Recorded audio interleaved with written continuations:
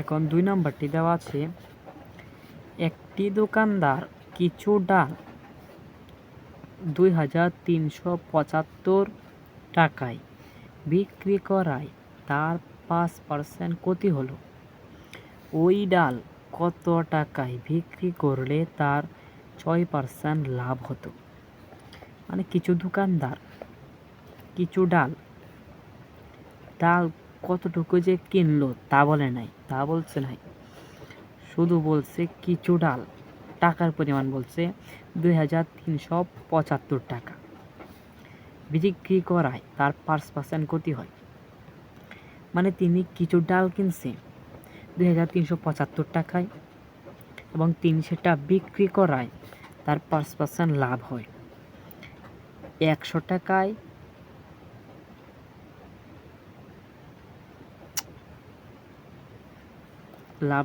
ক্ষতি হয়। 2375 টাকায় বিক্রি করায় তার 5% ক্ষতি হয়।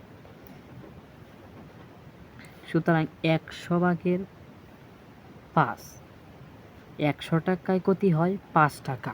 তাহলে এখন আমাদেরকে বের করতে হবে 2375 টাকায় ক্ষতি হয় কত টাকা। তারপর আবার বলছি, ওই ডাল কত টাকায় বিক্রি করলে তার 6% লাভ হতো। মানে ওই ডালগুলো যে 2375 টাকায় যে ডালগুলো বিক্রি করছে, সেই ডালগুলো যদি 6% লাভে, মানে 100 টাকায় 6 টাকা যদি লাভ করত, তাহলে তার লাভ কত হতো? তাহলে চলো শুরু করা যাক, সমাধান করি। কারণ প্রথমে কি দেওয়া আছে, 2 নাম্বার দেওয়া আছে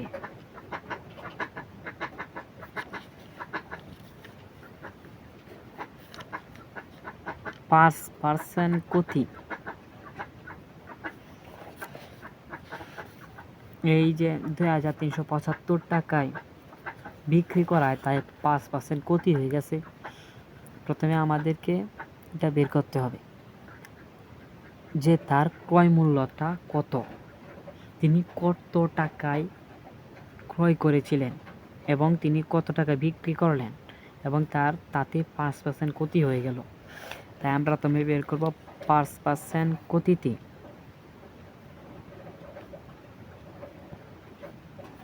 বিক্রয় মূল্য, তিনি বিক্রি করছেন, বিক্রয় মূল্য বের করতে হবে। তাই আমরা লিখব ক্রয় মূল্য। প্রথমে লিখব ক্রয় মূল্য, ক্রয় মূল্য 5% ক্ষতিতে ক্রয় মূল্য 100 টাকা হলে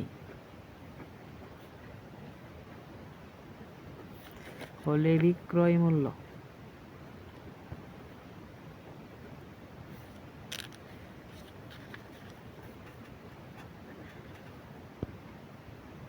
বিক্রয় মূল্য 120 টাকা।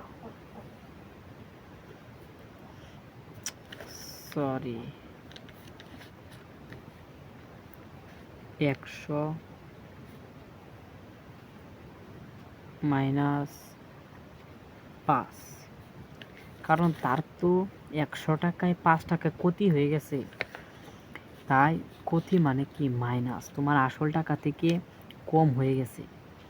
তোমার যা টাকা ছিল, ধরো তোমার কাছে 10 টাকা ছিল, এখন তুমি 5 টাকা খেয়ে ফেললা, তাহলে 10 থেকে 5 টাকা খেয়ে ফেললা, এখন তোমার কাছে কত টাকা থাকবে? 5 টাকা। সুতরাং সেক্ষেত্রে ক্ষতি মানে কি কমে যাওয়া, ক্ষতি মানে কি কমে যাওয়া, লাভ মানে বেড়ে যাওয়া। তোমার মূল টাকা থেকে যদি ক্ষতি হয় তাহলে কমে যাবে, আর যদি লাভ হয় তাহলে বেড়ে যাবে। তাই এখানে লিখছি 100 মাইনাস 5, কারণ আমাদের তো ক্ষতি হয়েছে, সেই দোকানদারের ক্ষতি হয়েছে 5 টাকা সমান 95 টাকা। এখন আমাদেরকে তো ক্রয় মূল্য বের করতে হবে, তাই আমরা লিখব বিক্রয় মূল্য।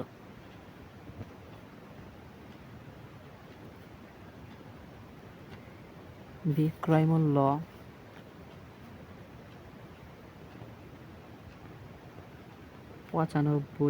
টাকা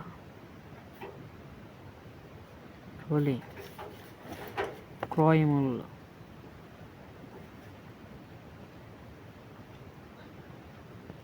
ক্রয় মূল্য 100 টাকা।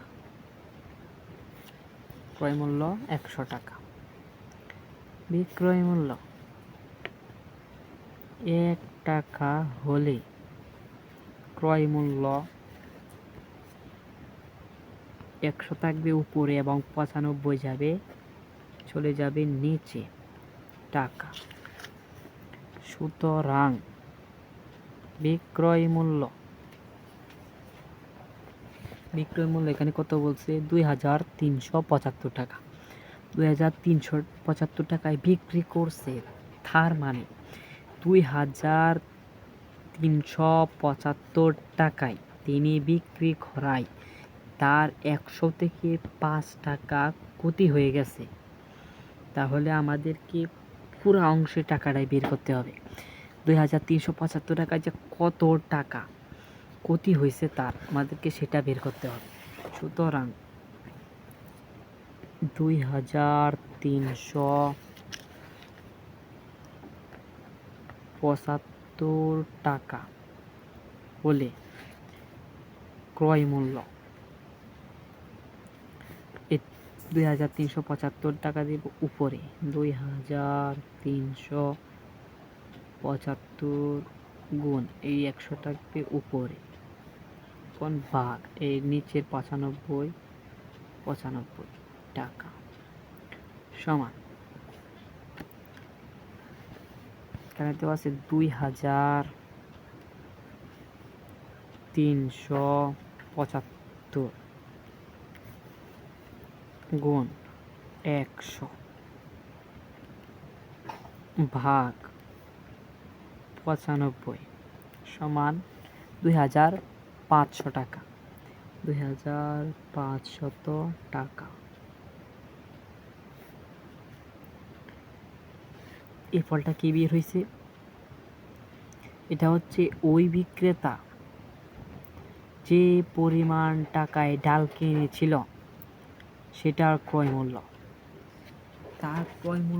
তার ক্রয় মূল্য দেওয়া নেই, কিন্তু বিক্রয় মূল্য দেওয়া আছে, তাই আমরা বিক্রয় মূল্য থেকে ক্রয় মূল্য বের করে ফেলেছি।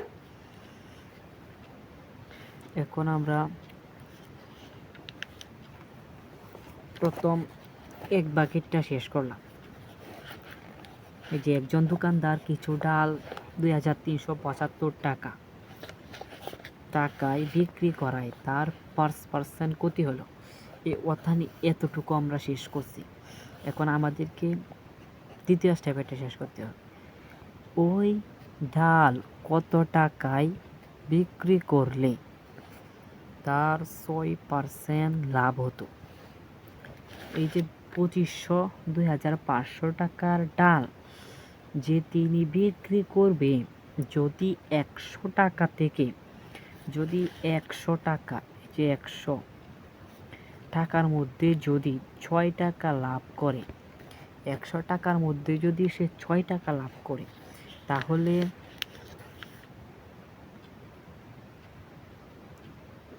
তাহলে তার ডালগুলো কত টাকায় বিক্রি করতে হবে? তাহলে আমরা লিখি আবার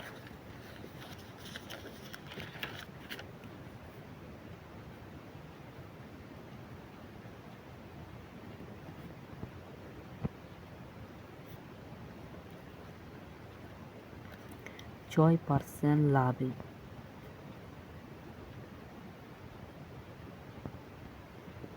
ক্রয় মূল্য। প্রথমে তিনি ক্রয় করবেন 100 টাকা হলে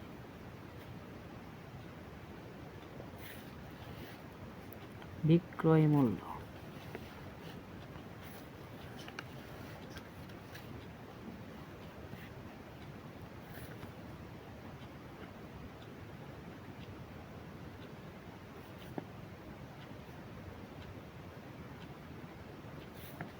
টাকা হলে বিক্রয় মূল্য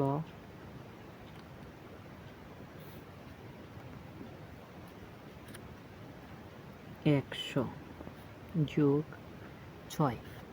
এখানে আমরা বিয়োগ করেছিলাম কারণ তার ক্ষতি হয়েছিল। ক্ষতি মানে তার আসল টাকা থেকে কমে যাওয়া। আর এখানে বলছে লাভ 6% লাভ, 100 টাকায় 6% লাভ, তার মানে 100 থেকে আরও 6 টাকা লাভ হবে।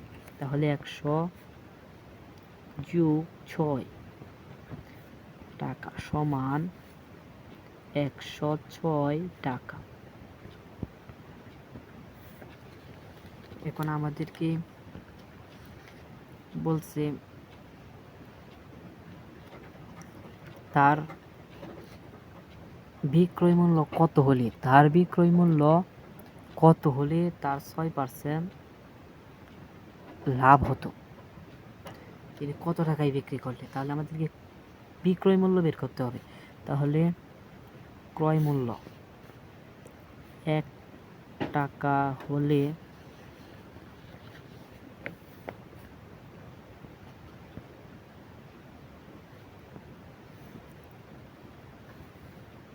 বিক্রয় মূল্য 106, এই 106 থাকবে উপরে এবং 100 চলে যাবে নিচে। সুতরাং ক্রয় মূল্য মানে বের করছি 2500 টাকা। এটা হচ্ছে ক্রয় মূল্য 2500 টাকা হলে বিক্রয় মূল্য 2500 গুণ 106 ভাগ 100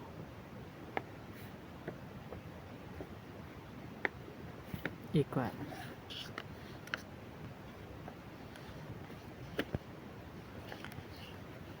2500 গুণ 106 ইকুয়াল ভাগ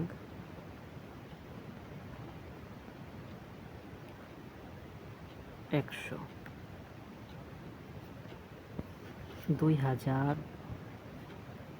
2650 টাকা।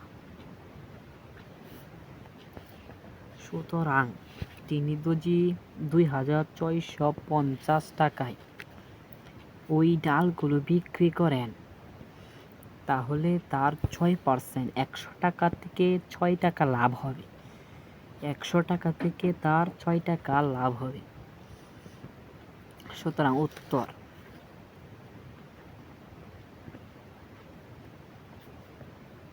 2650 টাকা।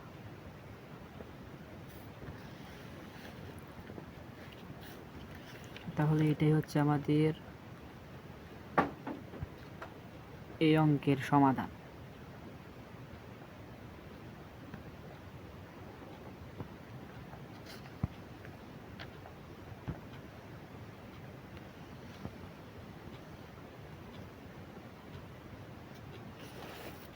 কারণ 3 নম্বরে বলা আছে 30 টাকায় 10টি দড়ি, মানে 30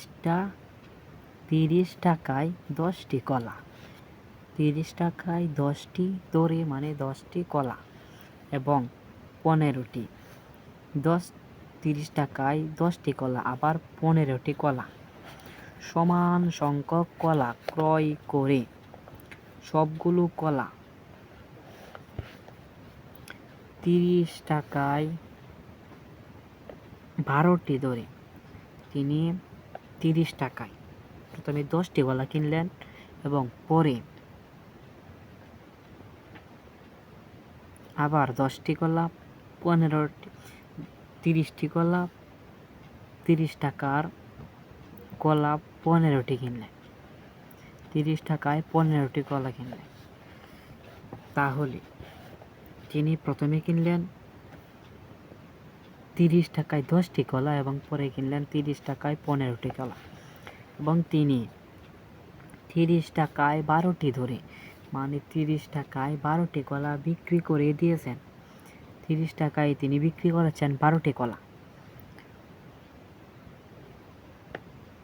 দরে বিক্রি করলে শতকরা কত লাভ বা ক্ষতি হবে? তাহলে তার শতকরা কত লাভ বা ক্ষতি হয়েছে সেটা আমাদেরকে বের করতে হবে। তাহলে চলো অঙ্কটা সমাধান করি। তোমরা খাতা কলম নিয়ে রেডি থাকবা। যেভাবে আমি অঙ্ক করতে করতে তোমরাও অঙ্কটা সমাধান করে ফেলতে পারো। তাহলে 3 নাম্বার, প্রথমে কলা কিনছিল 10টি কলা 30 টাকায়। তাহলে 10টি কলার মূল্য 30 টাকা।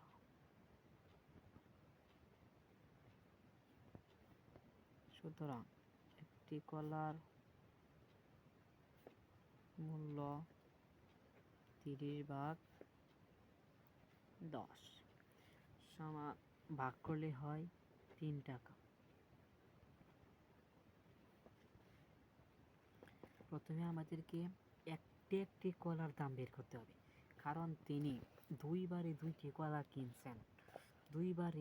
কলা কিনছেন। প্রথমে কিনছেন 30 টাকায় 10টি কলা এবং পরে 30 টাকায় 15টি কলা কিনলেন এবং তিনি বিক্রি করলেন। তিনি কোনো হিসাব করেন নাই যে তিনি কত টাকা ক্রয় করলে তার কত লাভ হবে বা ক্ষতি হবে, সেটা আমাদেরকে এখন করতে হবে। তিনি তো হিসাব করতে পারেন নাই, তাই 30 টাকায় 12টি কলা এবং তিনি 30 টাকায় 12টি কলা বিক্রি করে দিয়েছে। তিনি প্রথমে কিনছিল 10টি কলা 30 টাকা এবং পরে কিনছে 15টি কলা 30 টাকায়, কিন্তু তিনি কোনো হিসাব না করেই 30 টাকায় 12টি কলা বিক্রি করে দিয়েছে। এখন এই বিক্রি করায় তার কত লাভ বা ক্ষতি হয়েছে সেটা আমাদেরকে বের করতে হবে। তাহলে প্রথমে আমরা একটি করে কলার দাম বের করি। তাহলে একটি কলার দাম 3 টাকা। আবার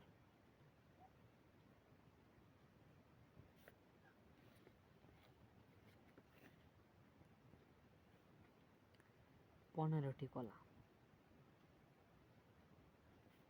কলার মূল্য 30 টাকা। তোমরা এখানে ক্রয় মূল্য লিখতে পারবা, ক্রয় মূল্য এখানে লিখতে পারবা ক্রয় মূল্য।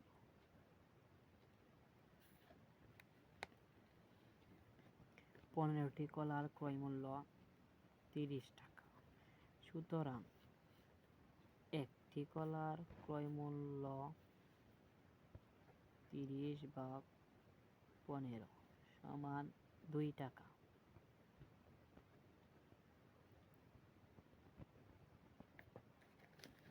এখন এখান থেকে একটি কলা এবং এখান থেকে একটি কলা নিয়ে নিব। সুতরাং 1+1, তিনি যে দুইবারে কলা কিনলেন, প্রথমে কিনলেন 10টি কলা, তারপর কিনলেন 15টি কলা। এখন দুইটা একসাথে আমরা যোগ করব, 1+1 এই দুইটি কলা, 1+1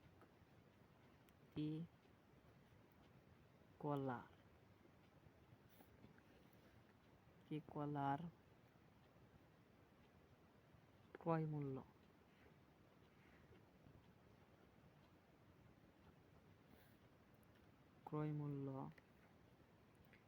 প্রথমে একটি কলার দাম 3 টাকা, 3 যোগ এখানে আরেকটি কলার দাম 2 টাকা সমান 5 টাকা। এখন হয়ে গেছে এভারেজ হয়ে গেছে কলা। এখন প্রথমে একটি কিনছিল 3 টাকায়, পরে আরেকটি কিনছে 2 টাকায়। এই দুইটি কলা মিলে, এই 1+1 এই দুইটি কলা মিলে হয়েছে 5 টাকা। একটার দাম 3 টাকা আর একটার দাম 2 টাকা। দুইটি মিলিয়ে হয়েছে 5 টাকা। তাহলে এখন আবার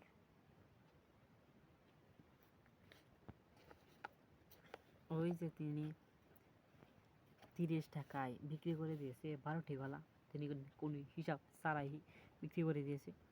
এখন আমরা এখন তিনি যে কত টাকায় বিক্রি করছেন, এখন একটি কলার ক্রয় মূল্য কত হয়, তাহলে আমরা এটা বের করব। আবার 12টি কলা,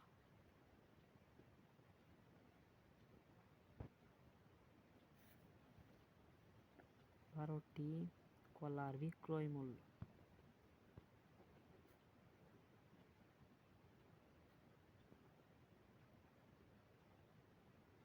বিক্রয় মূল্য 30 টাকা। সুতরাং একটি কলার বিক্রয় মূল্য 30 ভাগ 12 টাকা। সুতরাং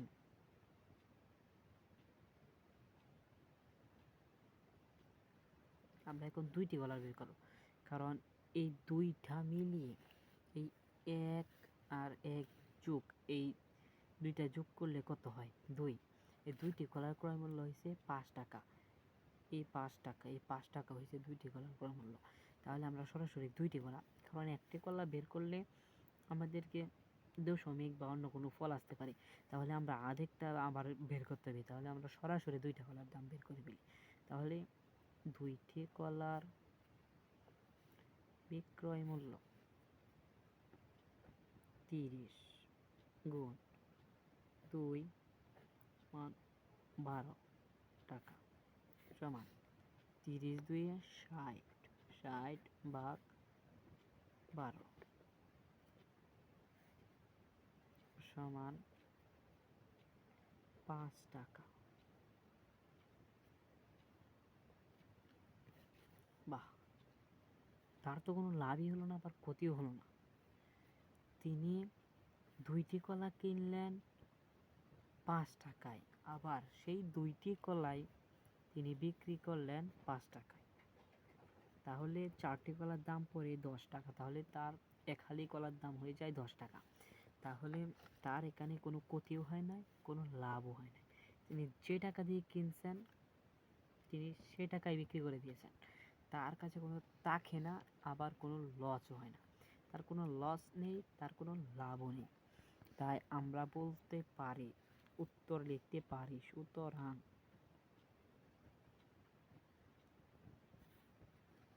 দেখা যায়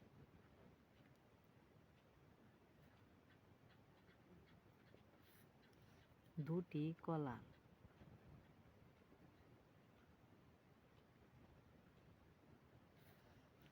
দাম সমান।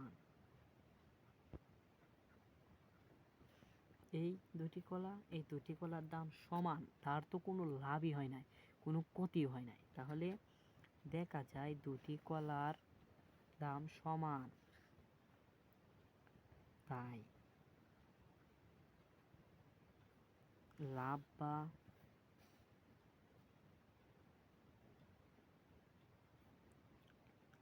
বা ক্ষতি হবে না।